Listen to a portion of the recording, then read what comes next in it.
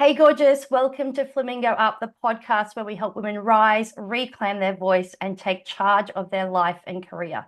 I'm Allie, founder of Empower Her, where we support women in overcoming workplace challenges through coaching and community. Each week, we dive into real issues with expert advice and inspiring stories to help you shift from victim to victor. Today, we're talking about how to find allies when you are facing challenges alone, and I cannot wait to share tips and insights on building a strong support system at work. Let's flamingo up, gorgeous. Joining me today is the amazing Gemma Merrick, a human resource professional. Over the past 15 years or so, Gemma has worked across various industries and HR roles. Gemma is a firm believer that knowledge is power, and having the right tools or knowing where to find them is critical for navigating your career, work, and team dynamics. Welcome, Gemma. I am so excited to have you here today. Hey, Allie, thanks for having me. Really appreciate it. It's great. Gemma, can we just get right into it if that's okay with you? Sure, let's go. Amazing. Could you start by sharing just a bit about your background in HR and your experience in helping employees build a strong, supportive network at work?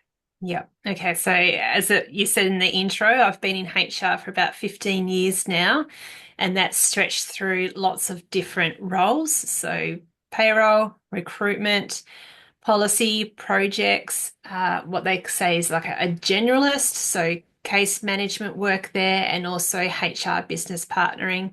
And I've worked across lots of various industries and organisation sizes from infrastructure, hospitality, health, social services, and emergency services as well, and even small business too, to quite large government organisations as well. Wow, what a collection. That's Yeah, amazing. I've seen it all. Oh, I bet you have. Yeah. What, what would be some of the key signs that someone might be feeling isolated or unsupported at work from your point of view, as a HR professional? Yeah, okay. So some really common examples is of course that self-isolating. So people are voluntarily moving themselves away from situations. So perhaps it might be that they go and have lunch by themselves where before they might share lunch with some colleagues. It might be that they're just not as chatty or as talkative anymore. Mhm. They might have more sick days. If they're able to work from home, they might be opting to work from home a lot more as well there. Their mood could change. They could be, just a bit low, perhaps moody, snappy, sad, depressed. They're actually all can be quite mistaken, I suppose, or confused for poor performance as well. And that's sometimes where a manager might actually sort of more go towards that this person just isn't performing at their job very well. But usually, when someone isn't performing at their job, it's not because they don't know how to do their work. There's usually something underlying underneath that, such as potentially bullying as well. Yeah. That's so interesting because everything you said is everything I did Yeah. when I was, in the height of bullying. I had certain people I would confide in, and I wouldn't tell them I was being bullied because at that point I didn't know the language around it. But I definitely went from being a very open, vibrant sort of person to more going within a certain network and, trusted only three people, and they were the only people I would, interact with. Whereas before that, it was a whole lot of people. Exactly. Yeah. Yeah. So Mm. why is it important to have allies in the workplace, and how can they support someone facing these challenges alone, do you think? I think it's just like that, what you said. So you don't have to face the challenges alone, Allie. I mean, it can be a really difficult and confusing time when you're going through something like this at work. And it's always nice to have someone beside you to help you. So an ally is actually a good friend. Um, they can be a good, trusting sounding board. They can help you find and consider options that you might not be able to think clearly through. Sometimes a confused mind says no. So if you're not feeling as though that you can make decisions or good government or good judgment calls. And Ally can actually help you and empower you to make any decisions or choices that you might need to make. They'll actually also respect your just choices and decisions as well. So they won't actually make them for you, but they'll help you with the process along. It's basically they're helping you um, see through the forest for the trees, if that's the saying. You know, when you just can't see the forest for the trees, they'll Yeah. help you see the trees. Yeah. Yeah. Yeah. And a fresh perspective is always great. It It gives is. you it gives you an insight that potentially you didn't have before. Yeah. And I'll also add to that they're just also a great person to literally be right there by your side. So if you need to attend any meetings, counseling or mediation sessions, you can ask to have them there with you just to be that support. Because sometimes knowing that you're there with just someone beside you can just make a huge difference to how you feel and how strong you can feel. Yeah. Mm, So that's such a really, really good addition. yeah. You don't think about that. You think that, an ally is someone you can bounce ideas off, but yeah, bringing them into any situation where you need that support just to make sure that, you feel emotionally supported. Yeah. And you should always be able to bring that person to you to a meeting. That's amazing. Mm. So, well, then what are some of the common misconceptions people have about finding allies in the workplace? This is an interesting one, actually. Yeah. I think it would be like, um, it's me against the world. So who can help me? Mm, Or I can't trust anyone because some of the people who I have trusted, I can't trust anymore because they're the people who are bullying me there. They might dob or make the situation worse. So there's that protective component of it that you might want to make where it's just better if only I know and if only I deal with it because then I can control what happens and such. And then, there's that, I suppose there's that element of trust there as well. You might be worried that perhaps that they just won't understand, or maybe they won't see it, or they don't believe you. Looking from the outside in, it might be that perhaps that people might think as though that you're creating your own little lynch mob or your own little army to try and get the person who is doing this to you as well. So there could be those fears around that as well and perception that people might take. Um, yeah, so they're the ones that I can think of as well. yeah, Yeah. that's amazing. Like that's Mhm. really insightful. Oh, good. Could you just share some practical tips on potentially how to approach an ally, especially for someone like me who felt so isolated or unsure of who I could trust? Yeah. So I think it's really important that when you're thinking about an ally, it doesn't have to be in the workplace. I mean, if you're working in a really small organization, it could be a family business, it could be you and two others, or it could be in a really super large organization. Your allies don't actually have to be in the workplace. You can find allies through your friends. You can find them through independent advocates, maybe a union, if you're a member of a union as well. But then you can also find it through your family, friends, and if you're in Australia, and I'm not sure about any other overseas jurisdictions, but places like Fair Work Australia and also WorkSafe too, because bullying is actually a work health safety legislation. So, there's some protective legislation pieces there, I suppose we'll say. So there's actually is a body that governs bullying. And Mm. that's fantastic now for Australia too, because we never had that. So No, no. Yeah, it's beautiful. Yeah. But also with that, so being mindful around what an ally can look like and where they can sit in your world is to literally sit down, give yourself some space, put some music on or whatever. So you're just in a really open frame and write down all the people in your world that you feel like as though that you can trust and support and go to for help. So, like I said, that could be friends, it could be family, it could be people in your sporting club, mm, people at work, that type of thing there as well. And also think about what support that they might be able to provide you. So, is it just for them to be there for you as an emotional support, or is it that you actually want them for more practical, support or advice to help you through, or perhaps be an advocacy, I suppose, Yep. there as well. And then once you have that clear in your mind and who you want to ask who for what, then ask them. Seek their permission first. Say, hey, I've got this issue at work. I would really like your help too. Either one, just for me to sound it out to you, or I really want your help with some advice on this. Can you help me? And when you've got your agreement, when you've got their agreement, you know that then you can start to talk to them about the issue that you have and just let it take its course, I suppose, go from there. Yeah, amazing. Yep. I actually didn't think about it like that because to me, allies were always in the workplace, right? And it's now, I mean, I've had this a few times when I've been recording it that my neighbor was my support network. Yeah, Now great. I realize she was my ally. So I've actually just added another word to her Yeah. long list of help that she gave me without realizing that she was an ally. Yeah. So there you go. And yeah, and it might be in people who you hadn't even considered. See, I hadn't even thought of a neighbor, Yeah, and that's just perfect. Yeah. that's amazing. That really just opened my eyes because yeah, when we talk about allies, I think we really think it's in the workplace that you're in or in the situation. You don't Mm. because you then equate everybody outside of that workplace as a support network. You don't actually then coin them or call them an ally. No.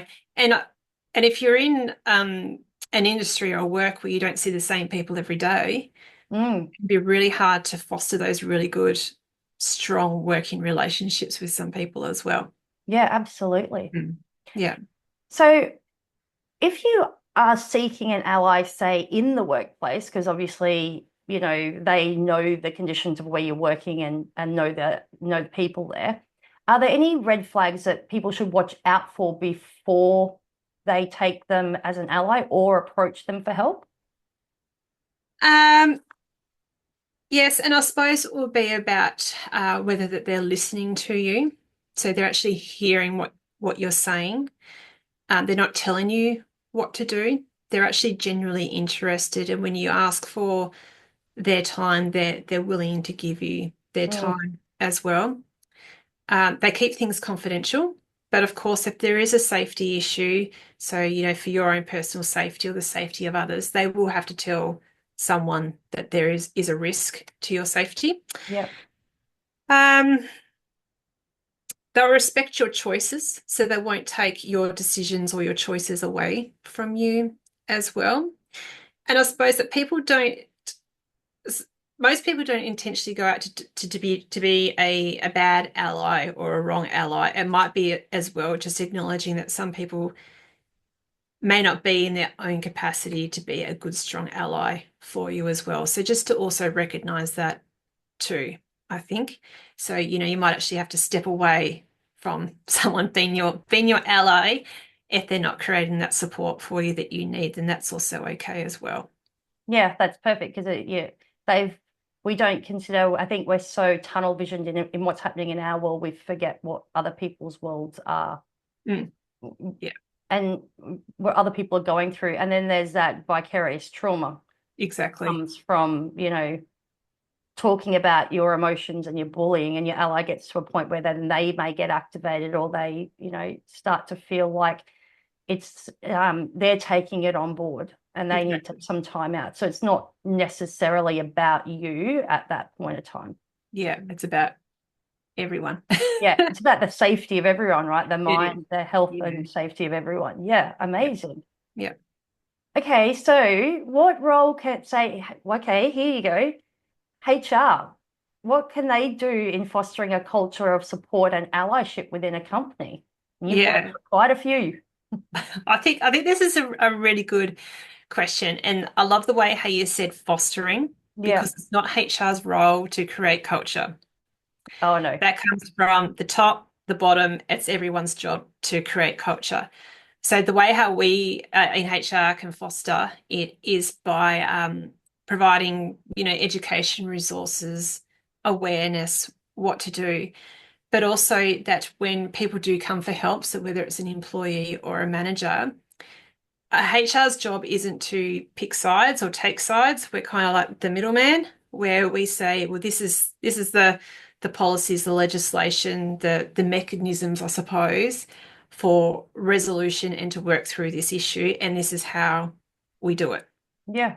sort of thing. And then as a side of that as well, it will also be about that coaching and providing support because we are people, we're not robots, we are emotional beings. And people might have, like you said, been trauma informed around it as well. So we don't know people's history in previous employments or in life in general. So it's also just be mindful around that. So I think HR plays a really good role in being able to foster that there is to come in, I suppose, through that trauma informed approach and also to let others know about that as well, but also keeping in within, the frameworks that we have around employment and industrial relations and, doing that education piece as well, raising awareness and such. Yeah, education is so important. I've said it quite a few times that, through all my schooling and even my employment, they never addressed covert bullying. Like No. they never addressed, it's always aggressive bullying, the male, what we previously have called male dominated bullying. Mm. It's never been the covert bullying. And I'm finally realizing that maybe that's starting to come out now in workplaces because of this new psychosocial act that we've got and Yeah. because of where Australia ranked on the world bullying chart 2 years ago at #1 as the Oh, worst country in the world, that then all this stuff is starting to flow out. yeah. That. That's horrendous that we ranked #1. Yeah, yeah. Us in New Zealand. Yeah, wow. Because Yeah. we're known to be a friendly bunch.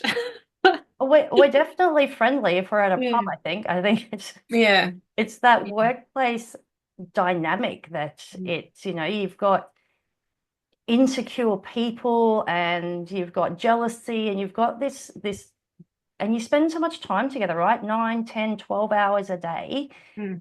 It becomes like a family of sorts where that happens in your family. So it also then, takes over in your work life as well. Yeah, totally. And it can be, like you were saying, that real subtle instances, those little micro aggressions that you just don't know. And I mean, speaking as a woman, the self-imposter syndrome is so common, and that can be an easy way for, I suppose, to believe if people are doing those little microaggressions, you're not good enough, your Mm, work's not up to speed and such, that can, be a joining force, I suppose, with that as well.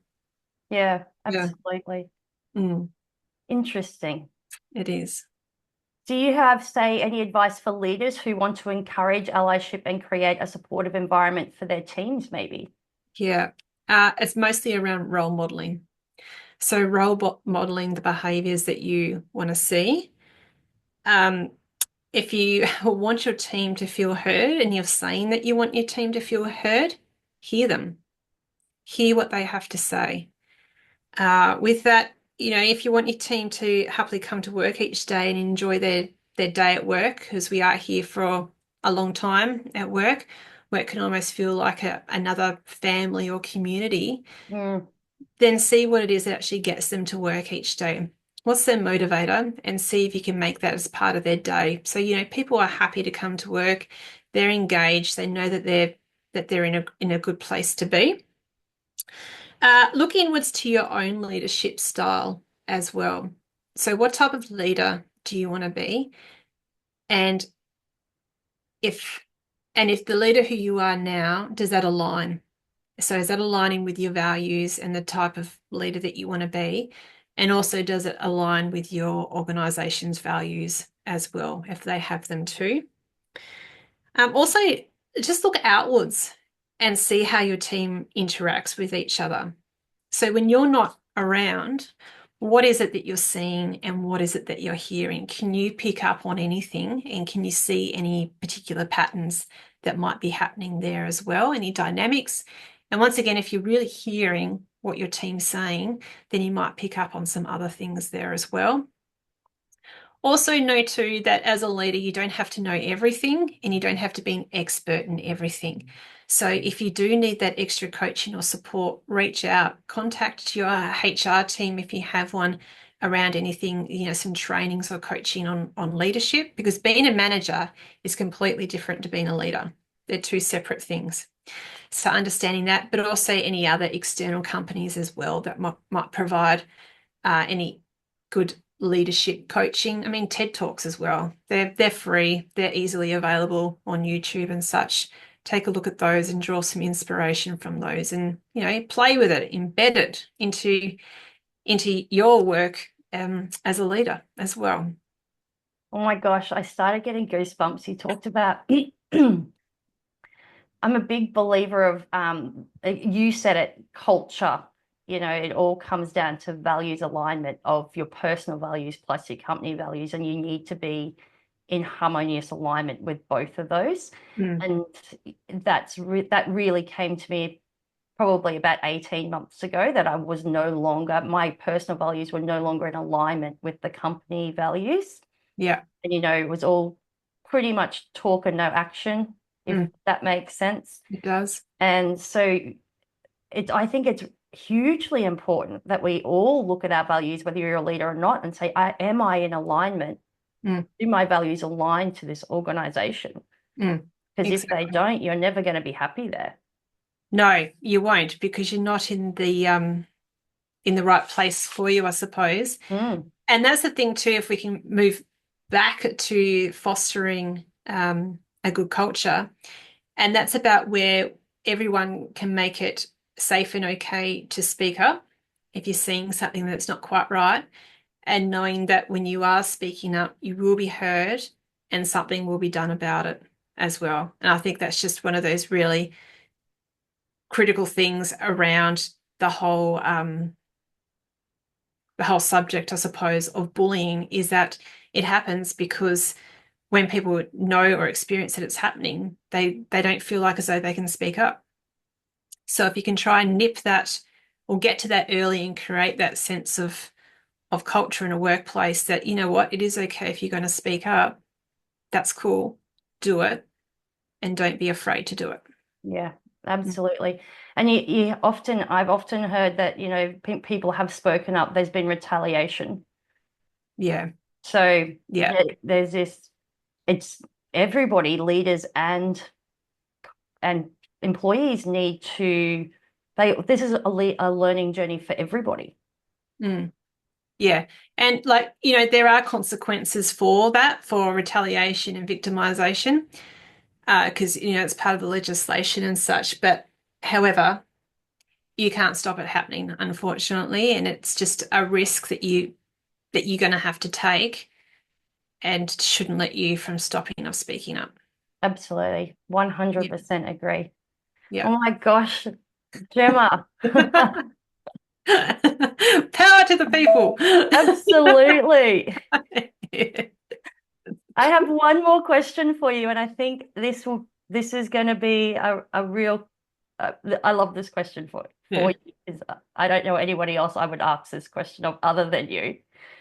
If someone is feeling, say, if someone like is feeling completely isolated and doesn't know where to start, like people like me when I was going through it, Mm. what would be your first piece of advice for them to begin building a support network or allies? Yeah. Okay. So I think it would be going back to doing that sitting down and having a think about who is in your world that you can chat to. So talk to a friend, but also there's support services as well. So if you're feeling completely alone, there are support services out there, such as, if you're here in Australia, Beyond Blue, that's a good one to start with.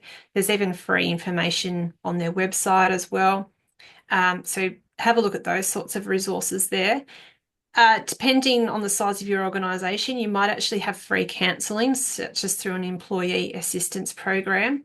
They are 100% confidential. Okay, so you don't need to worry about that, that will get down to the manager or whatever, that you've contacted them. They are confidential. You can also talk to your doctor or your GP about where to start. they can help you there. They can be some pretty good sounding boards as well for that too. And as I said before, WorkSafe, they're another avenue there as well because they govern the work health safety legislation. So they'll be able to give you the right tools or avenues for you to explore and to think about which process that you want to go or how you can get through it essentially.